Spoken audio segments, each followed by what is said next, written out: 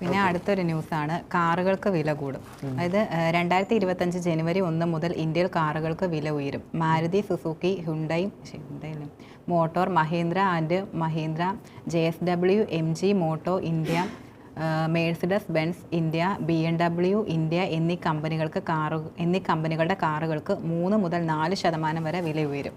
അപ്പം അസംസ്കൃത വസ്തുക്കളുടെ വിലവർധന, ചരക്കു ഗതാഗതവുമായി ബന്ധപ്പെട്ട ഉയർന്ന ചെലവുകൾ, പ്രവർത്തന ചെലവുകൾ, പ്രതികൂലമായ എക്സ്ചേഞ്ച് റേറ്റുകൾ എന്നീ ഘടകങ്ങൾ വില കൂട്ടാൻ കമ്പനികളെ പ്രേരിപ്പിച്ചത്.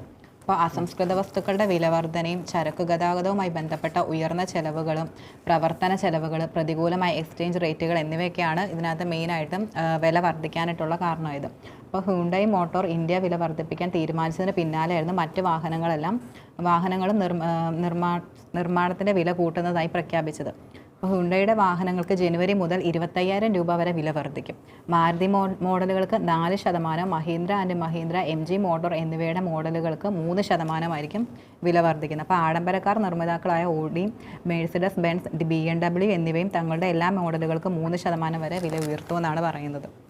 അപ്പം 2025 അടുത്ത വർഷം ജനുവരി 1 തൊട്ട് കേട്ടോ. കുറച്ച് ഇപ്പൊ തന്നെ മേടിച്ചോ, 10-20 ദിവസം കൂടെ ഉണ്ട്, പെട്ടെന്ന് മേടിക്കുകയാണെങ്കിൽ ഡിസംബർ ഫുള്ളുണ്ട്. അപ്പം ജനുവരി 1 തൊട്ട് എന്താണെങ്കിലും വില കൂടും. അതെ, എന്താണെങ്കിലും അത് വളരെ പ്രധാനപ്പെട്ട ഒരു ന്യൂസാണ്. കാരണം ഇഷ്ടംപോലെ വണ്ടി ഭ്രാന്തന്മാരുള്ള സ്ഥലമാണ് കേരളം.